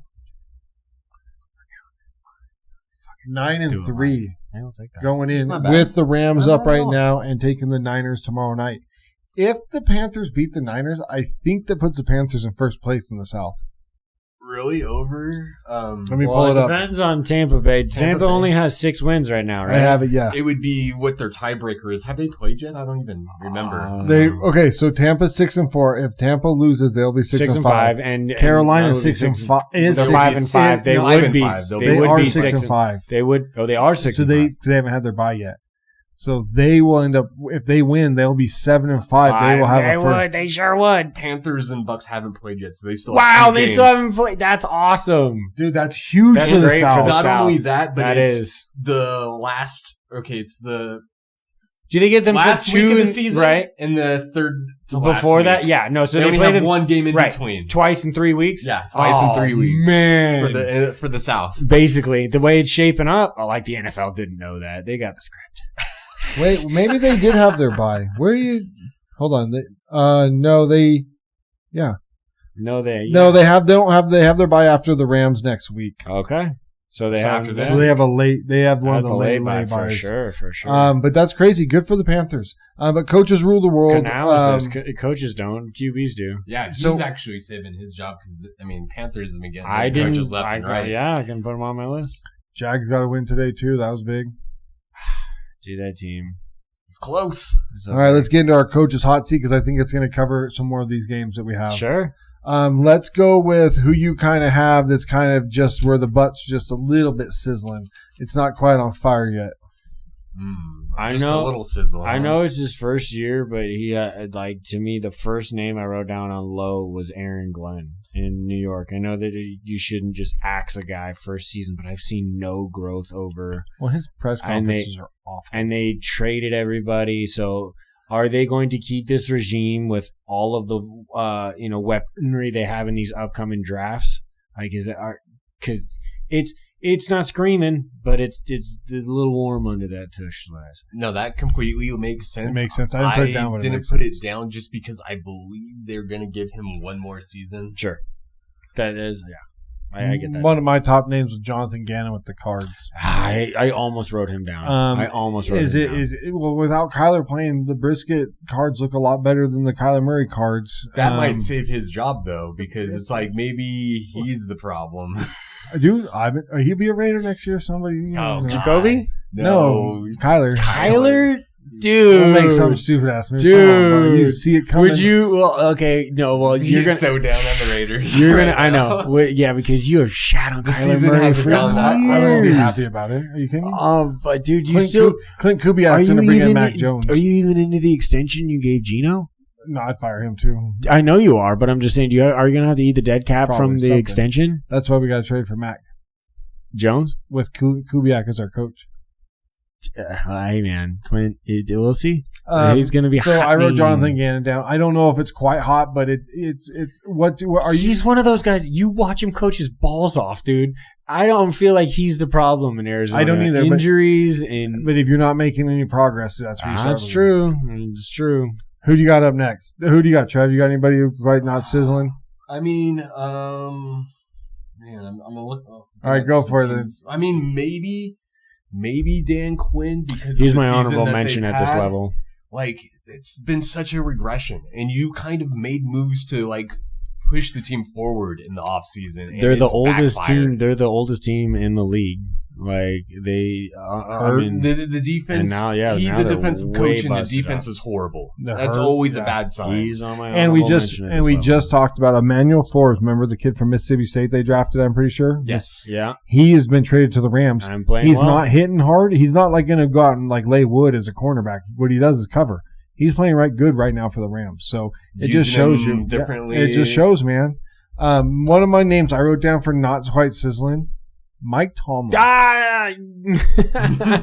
You had him wrote down? It's my next name up. It was my next name, number 2. Yeah. I wrote him down because is this another season where you're 10 something and then now you're about to not? The Ravens are going to overtake you for the fucking division. They still play twice. Yes. Yeah, that's another. Definitely, he should be on the list because they're just in the same range every season, it feels like. Well, okay, so Tomlin does have a Super Bowl. Yes, right? Tomlin. As a while ago. Yeah, forever ago. Like almost right at the beginning. Tomlin right now is the James Franklin of the NFL. Ooh. Wow. Where he does great blow it up, in Charlie. These situations that he has to, and then as soon as it has got wild card every year they've lost 6 or 7 years in a row in the wild card. That cannot be okay. Yeah, like not anymore. Kyler Murray might be their quarterback next year. That's what the trajectories they're on too. They're like the Raiders. Go pick every old. The Steelers need to move on from Tomlin the same way the Seahawks needed to from Pete Carroll. Okay, like when the NFL kind of passes you by, sometimes it's pretty evident. Like, and it's not that Tomlin is bad, but he needs to change his situation too. I think exactly. Yes, and a lot of teams would go for him. I think so too. I don't think he would have an epic fall off, but. We do need to mention before we mention any more coaches that there are already 2 open jobs. Yeah, that is correct. Giants and the Titans. Yes, both lost today. Both with young quarterbacks. Fuck, you were gonna You were this close to fucking it up. Both those teams, right? Your next hire has to be the one. It's critical. Otherwise, you're going to be in the basement for a long time. Opportunity with both of those quarterbacks to turn the corner. And we've seen the Giants like in every fucking game. This is Jackson Dart pivotal. His elusivity is insane. I like that. And then you give him Cam Scattaboo, give him Tracy, give him Malik Neighbors for a game. Hasn't had him yet. Dude, that team is set up for now to get a couple draft picks, the right coaching. Your defensive line is leak. Thibodeau might be the one that's on the outs if you have to get rid of one of them. You're not getting rid of Burns. No. It would be Thibodeau. Thibodeau would be out. Yeah. You got to get a cornerback that's going to stay healthy. They seem like they're always looking for cornerbacks. We're not going into a Giants roster breakdown. I'm just saying, you're like you were close to like. They're close. You're close to having something. Which is crazy because Dave All's got to just be like, God damn it. Like, anyway. Well, he seems kind of like an asshole too. He does. He comes off douchey. Next name I had written down was Zach Taylor. So I'm getting into kind of that mid. He's my mid. He's my first mid. Yeah. It's kind of that mid where you don't like. Joe Burrow's always hurt, so is it necessarily his fault? But we're not seeing any improvement defensively, and as a head coach, you need to be the one that's making like the coaching calls, right? Like you're picking the defensive coordinator. And GM wise, you're not drafting right. The defense has been bad every year for a while now. And it's not just that. I mean, they've had traditionally a slow start to most seasons as well. Like it doesn't seem everything to be firing correctly at that kind of level. So that I was going to talk about him as well, because I think that's a good name that's to be like where we're talking right now, is that seat could get hot. It needs to. I mean, you did make your Super Bowl a few years ago, but since then it's just been kind of mediocrity in a division that does not allow that. Like, the AFC North is extremely competitive right now. Yeah, you're going up against one of the best Baltimore, quarterback tandems of all time. Just to throw out a different team, I mean, I don't think they move on from him, but Kellen Moore, I expected a little bit more. I didn't. I think they're right where they're at. They knew that roster was trash. I expect him to get another year. That's why. Of that. Well, and that's why they dealt all those dudes at the trade deadline. They tried to acquire picks. They know they were cap dumping. Like they did what they had to do. So they're going to give Kellen Moore that ability to build this. He team. At least gets 2. Because this year is kind of like they knew. Like he's coaching, and I think they've been in a lot of games too. See, because the difference between him and I would say Glenn is that I think Glenn had a way better fucking roster overall. Now injuries have taken hold, and they traded because they couldn't win any games, so they ditched their higher assets and Sauce and Quinnen, but they had a roster that could have been top 10 to 12 in certain areas and whatnot, and they're 2-9, 2-8. Well, that has to do with who's playing quarterback and your offensive play. Oh man, I'm off the Justin Fields train. Did you finally? Yeah. Good job, buddy. Yeah. Proud of you. Yeah. I mean, this was his last. Yes. Hurrah. Yeah, and because they gave a lot of faith to him. He had Garrett Wilson. They drafted Taylor. Mason Taylor's looked good. They gave him the reins. And he let him trigger. I hope the offense. I hope Mendoza looks good and clean, because right now that's what it's trending. Nobody going to New York is going to have a fun next couple of years. Unless I don't think Aaron Glenn's a dude. Honestly, if they nail the draft, they have so much equity in rounds 1 and 2 over the next 2 years. If they get starters across those picks, that team could be filthy in a couple of years. Who do you guys got next? I mean, I got 1, 2. I got 4 more names. I'm getting into the medium hots. Probably gonna just throw it. How about Stefanski? I think I should have wrote his name down. I have him written down. I did not mention him yet. I think we should. I agree. I think we should. I think he's got to be in that medium at some point. He's an offensive coordinator, and their offense fucking sucks. And this whole this weird thing that's happened this year with whether he didn't want Shedeur. Captive was trying to keep him off the field. Yeah. This has been very awkward. It has been. I was gonna get to that, but I mean that's such a good point. It just seems like this should work out so much better. You have pieces that could do something, and it's falling apart. Myles Garrett's going to end up winning another defensive MVP award. They've made great choices on the defensive side. Mason Graham. We just said Carl Schwarzenberg was our middle of the year rookie of the year. And Judkins doesn't look bad. They have the Jaguars' first round pick as well next year because they made that trade. That's what I'm saying. They are set, but they're another team. They need a quarterback. They need a fucking quarterback. But you can't. How many times are you going to miss?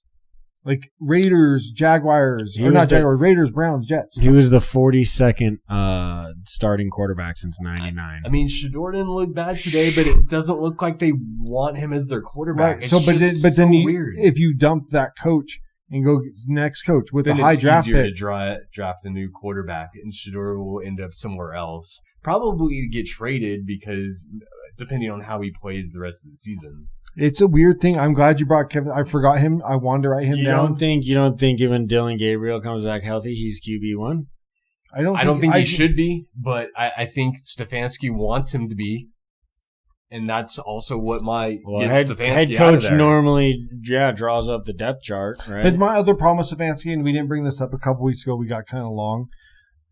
Last year, he gives up the play calling to Tommy Reese midway through the season. Okay. This year, he takes the play calling back and then gives it back up. If it didn't work the first time, why in the fuck's it going to work now? Yeah, going back to a guy you take it away from. Dude, it's so weird. That is, I think he should be out. I think he's done a good job here and there. But there's been a lot of weird stuff, and he's under a weird regime. But I don't think I think he's got to be out. His seat, I think, his seat's a little bit hotter than I think his seat's pretty hot. I'd have him medium warm. All right, those were I will not lie to you. I wrote down in my honorable mention, and it was before he won this game against Philly, was Brian Schottenheimer. Now, see, I don't know. I thought Jerry Jones is fiercely loyal sometimes, but I don't think he's done a bad job. I actually think he's done a better job. Okay, I think their offense has been really explosive, and then their defense. It's not his fault that they didn't at one point had 0 people there. Like, you traded your best defensive player. Both your cornerbacks were hurt, and then they wanted to make all the penalties in the world, which they're stopped doing. And then so I think the defense wasn't necessarily his fault. I think offensively he was looking good, so I was going to give him I didn't write him down because I was like, I think the offense is really played well. Okay. Who? Oh well, I got Mike McDaniel. I got 2 on the hot. Oh, I got. How is 3 on the hot? Okay, how is Mike McDaniel not? I feel he's not on the hot. Yeah, I feel like he's hot. Right. So I have 4 on the hot. Okay, I guess so. I have 4 on the hot. 4 on the hot. Mike McDaniel, we've seen it. I mean, it's not good. He's an offense coordinator. He's not a head coach. Plain and simple.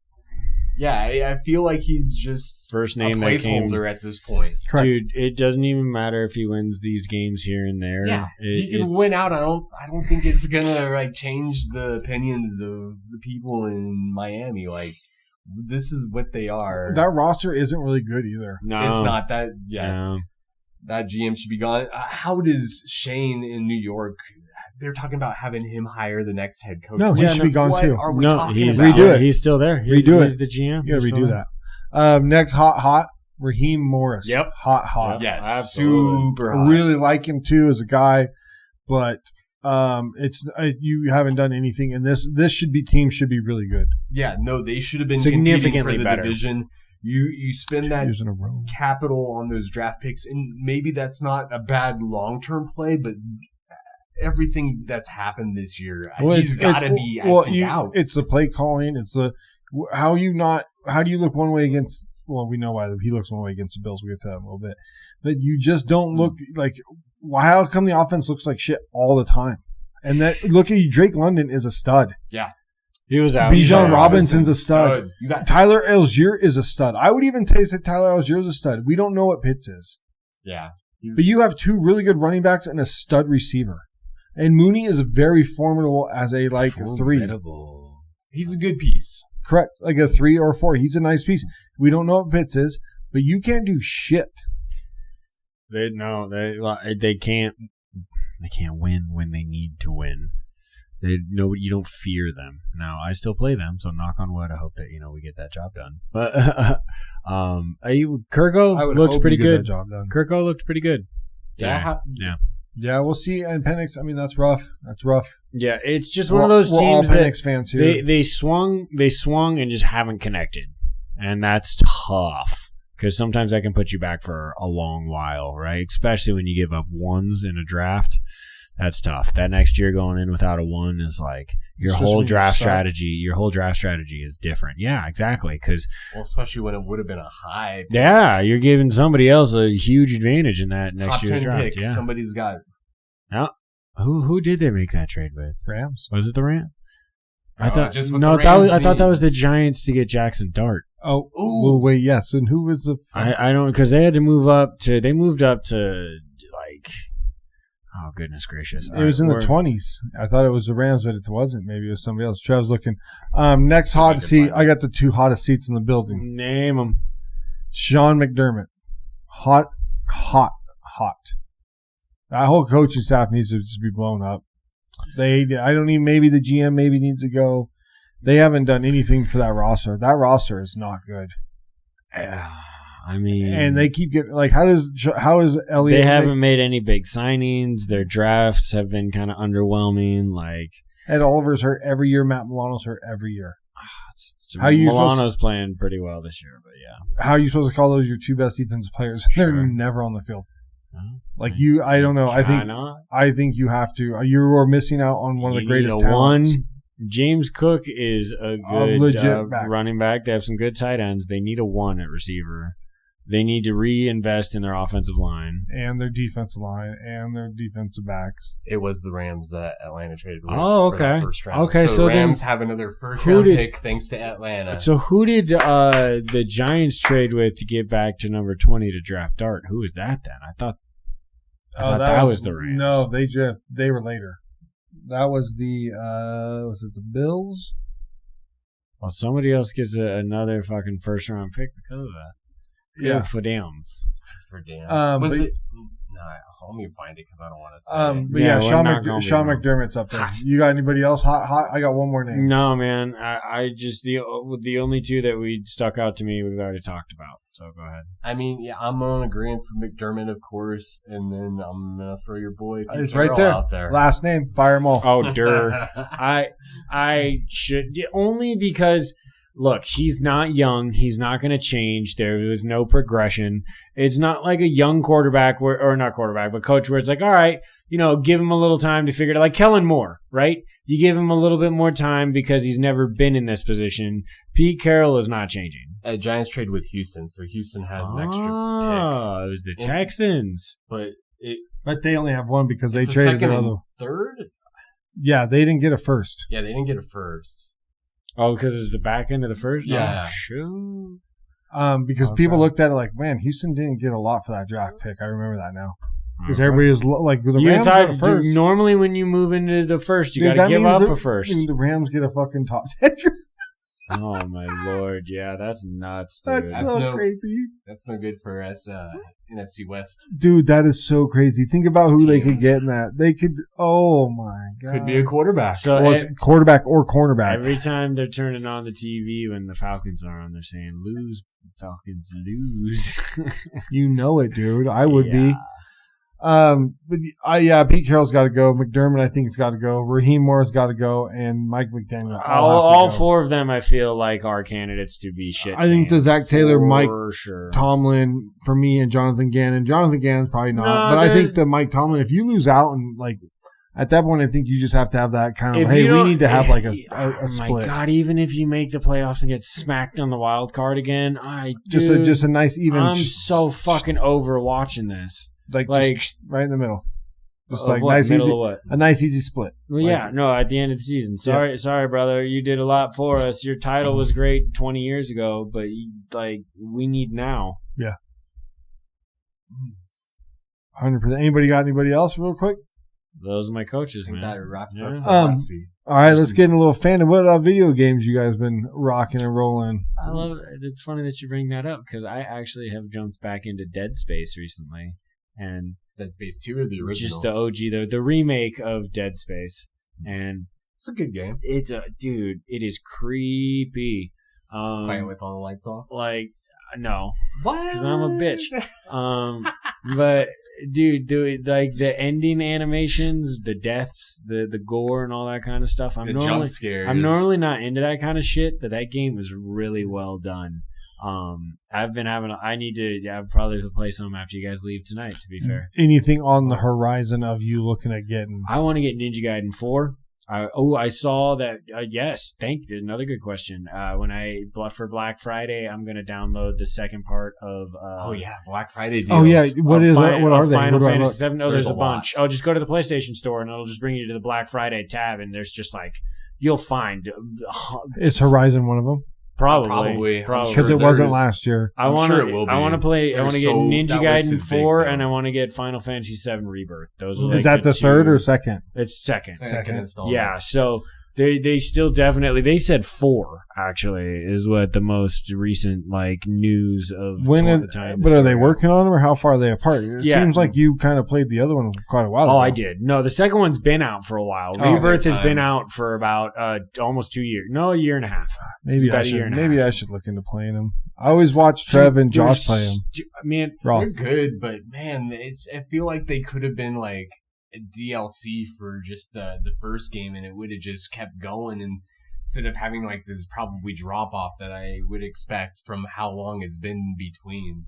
Well, did you play Rebirth as well? Did you play both of them? I played the first. Okay. I didn't play the second. Okay. Well, I will report back because that is on. It's half off until December 1st. So when I get paid for Black Friday, that is a. I gotta go look. It's only $30. I have to invest in. I gotta go look at my. Your can I disposable income account? No, well but can I buy, say if we want to get Grayson one for Christmas, we won't let him watch this. Can I get one and get a game for him and then not put it up on the screen so that he can see it? You don't have to download it. No, correct. You can make the purchase. Add it to your library. And add to library. Buy and add to library. Just don't download it. He'll never check that. He does sometimes. Oh, does he? Yeah. Oh, well then. There's not. So other than that, that'd be the only way.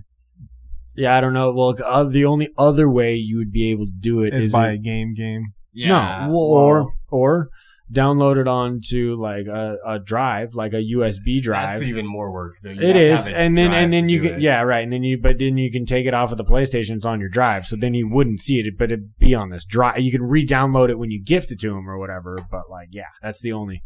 Yeah, if he knows to check the game library, then you're kind of screwed there. Well, it just matters what he wants to play at that point in time. Like he just beat one of his Lego. He beat the villain Lego smart game kid. and stuff. Yeah, smart kid. I get it, but so okay, tech savvy as they are. Yeah, well, he's getting probably better than me at that fucking thing. Been fucking up the Dynasty's been real nice. Been loving on that. Good. Yeah, I did download the Marvel versus Capcom arcade collection. It's so great. Oh, you see, there's a new Marvel Invasion game coming out. I haven't looked at that.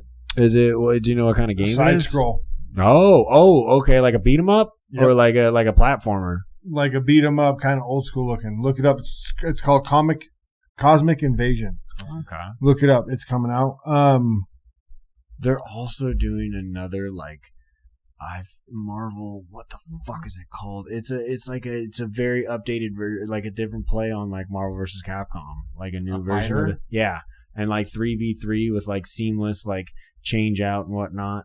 Is it a new installment? Like Marvel to Kage or Marvel? It's like something else. It's like a straight it's a different game, but it's like an anime influenced art style with I think it's like Marvel to Kage or Marvel some shit like that. Like anyway, I'm speaking too much on something I don't know about, but go ahead. I mean, other than the Dynasty, I've been getting in this Borderlands 4. I've been playing with Roth a lot lately. There you got some new content that just dropped, and it's going to be dropping next month as well. Andy and like some of those guys have been getting into Arc Raiders, which I hear good things about. Kind of like a Helldivers kind of game where you drop into an area and like gather resources and hop out and try and like increase your player. I have a question for you, Trev. Go for it. Is Diablo 4 worth taking up 151 gigabytes? Because I'm very interested in downloading that game. Well, it was free a couple months ago. It is. No, I have it in my library. That's why. Yeah. Oh, okay. I always snag them. I always put them in my library. I didn't. I thought. Always put them in your library because it doesn't mean it's downloaded. Always put them in your library. I was talking to Roth about this the other night. That's a game that we both have. Right. And he's planning on downloading some of the new stuff that's coming out because they're about to have a new expansion. Okay. And a lot of that stuff I think is also part of the Black Friday sale as well. The game frustrated me a little bit because the changes seem so drastic. Like when it first came out, they've made so many changes since that I understand a lot of the changes, but in certain ways, the way that they nerfed characters made some of the characters that I created harder to play. So that kind of turned me off a little bit. Oh, shoot. So I haven't played it a whole lot lately. They made a bunch of patches of like strength of abilities and shit like that? So many different things. They've had, I mean, Blizzard has been good about updating that game. So there has been a lot of updates. Some for the better, some for the worse. Enjoying 3, but 151 gigs is so much space, dude. I gotta play that game like consistently, like. So I mean, it's probably better to get into actually now than it was at the start, just because of the big overhauls that they've done. Because I do have like other sports games, like I have NBA. They did the 2K5 was free, and I haven't necessarily downloaded it. Wrestling, WWE 2K4 or 24. I have I sit on all of them. I have NHL 24, like just in case I get the itch to play a sports game. I have them in my library. Sure, there's always that period where nothing new is really coming out that you're interested in. So it's good to try one of those. Right, I might circle back. Okay, I'm not a Soulsborne player, but I have Bloodborne in my library from forever ago. I never got past the first level. Those games can be so frustrating. I played that first level over I would never go and back to over and over and over again. And it got a little bit further, thinking, oh my God, there's got to be something I can save or something. I've been playing this fucking thing for an hour plus. And the progress is minimal. And you haven't done anything. Nope, never going back. Oh my Lord, dude. I want to just download it and beat it just to say I got past the first fucking stage. It is crushingly hard.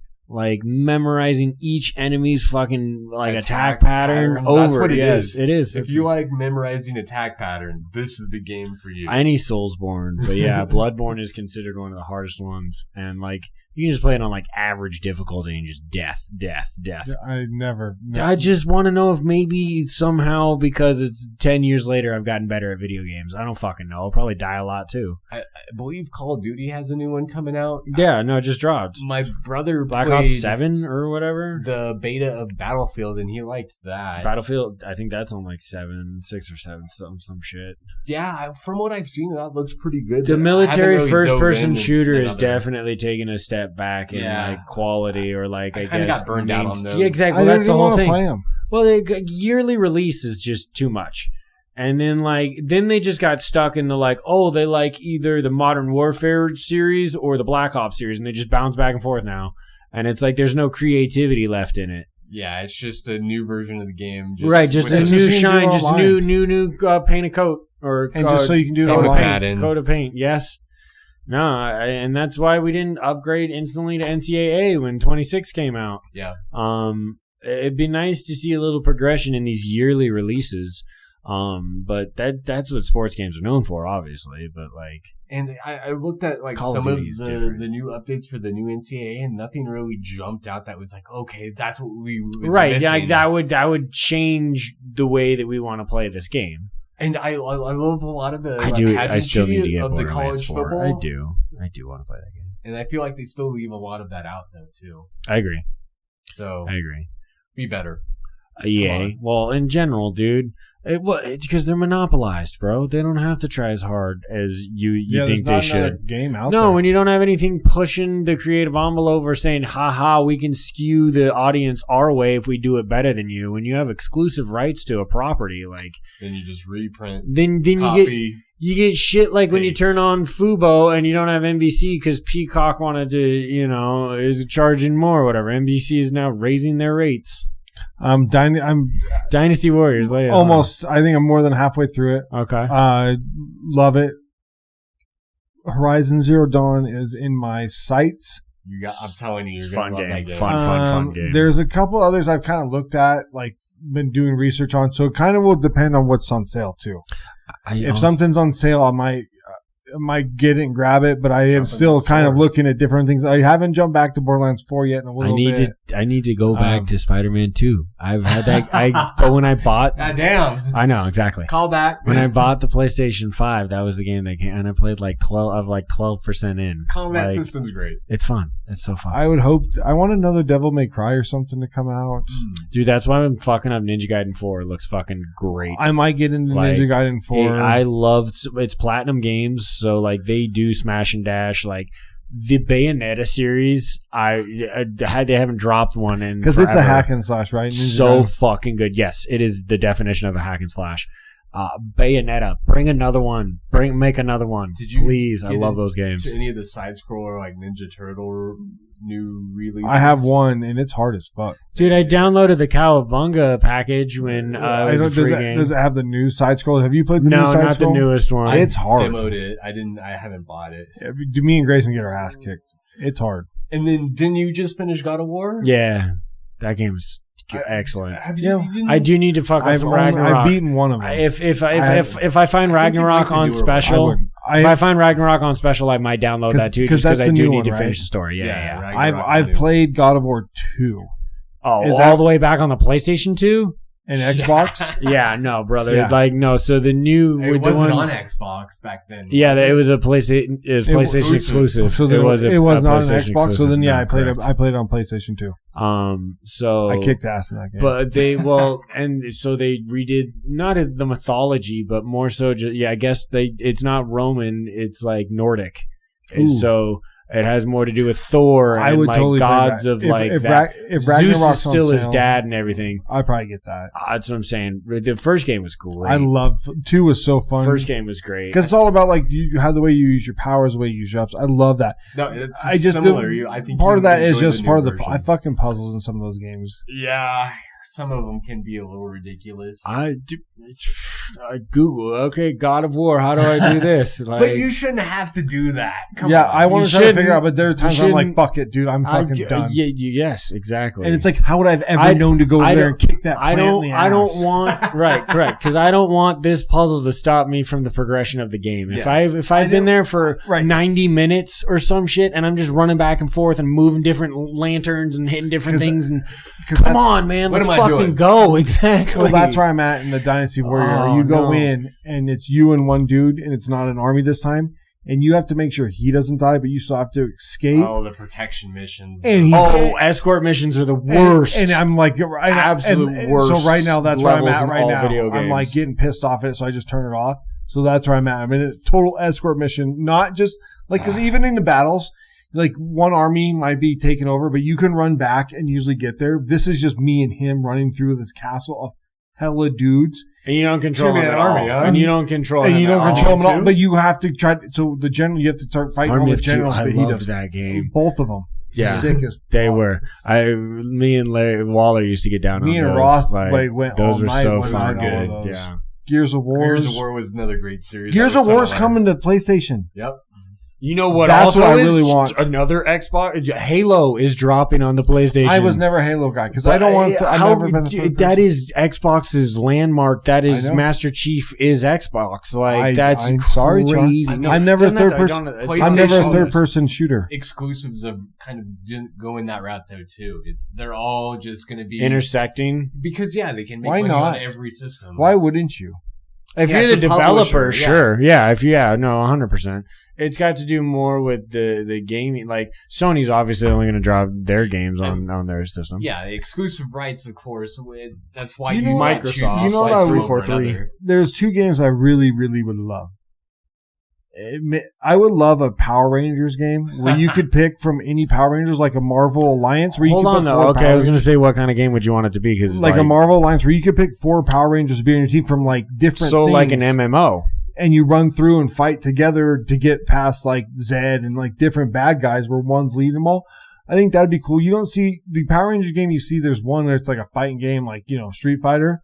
The other one would be a Ninja Turtles game, like where you would like pick one of the turtles or pick something to where you were like a turtle that got mutagen and you like level yourself up, like a Turtles kind of RPG kind of run through the team, like where you're a new turtle would be sick as fuck too. What they are making, and the launch is looking a little shaky though, is a War for Westeros. They're finally making a Game of Thrones open world game. Like, would it be like Diablo-esque? No, I don't think it's dungeon scroller. I think it's open world, more like Witcher or like Skyrim. Yeah, there you go. The Elder Scrolls and stuff. I played like that. Skyrim, the Xbox one, but that.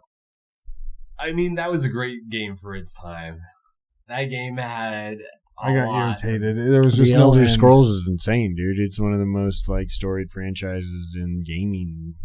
Like Oblivion. At some point, you could make too much. I'm surprised. I'm surprised that Fallout hasn't made another. My brother Scott loved Fallout. They fucked up their last couple of releases, so it's good that they kind of took a time instead of trying to keep cramming them down the throat. They realized that the product was getting, people were getting pissed, so they maybe stopped. Maybe the developer is going to get a little bit more. So I need to look for God of War and then Horizon are my 2 games I'm looking for. Yeah. If there's another both delicious if games. there's another hack and slash level 'em up game, let me know this week and then I gotta look for something for Grayson. I mean, a fandom in a fandom.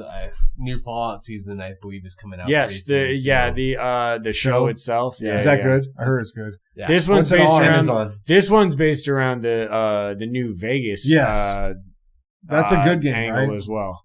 That's one of the better ones for sure. That one a lot. I am not a massive Fallout guy myself. I'm not. I enjoyed that show though. Sure, I mean, and thankfully they do it decent. Like there's fucking video game adaptations onto film have not been exactly stunning. It's mostly overall, misses. Yeah, mostly for sure. Do you think they could get it right? I mean, yes. do. Mortal Kombat 2 is dropping. I can't wait to see it. Yes, the first one I thought was good, done but very well. Who's the main character? Who was that guy? I didn't know him in any other game. That's true. It wasn't like Liu Kang was like, yeah. They made a some new rando. No fucking randos up in this bitch. What are doing, fucking randos? Oh, we do want to mention before we crisscross applesauce out of here.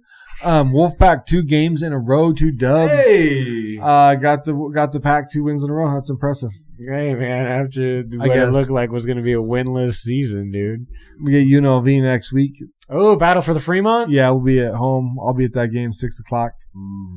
Dude, PM there ain't no juice behind that one. That's going to be a chill. 6:00 evening, obviously. Yeah, it'll be fun. Yeah, it's gonna be. Mackey Stadium at night is Freezing cold. in the seats. Yes. Check us out on Instagram and X. Buzzsprout, Spotify, YouTube for all of the voices, and if you're looking at Even if you have faces, Spotify, you can just watch it on Spotify. If you remember we that. love that too. Yeah, absolutely. Comment, like, subscribe. Drink some beer. I was just about to say the same thing. We'll see you. That was 117.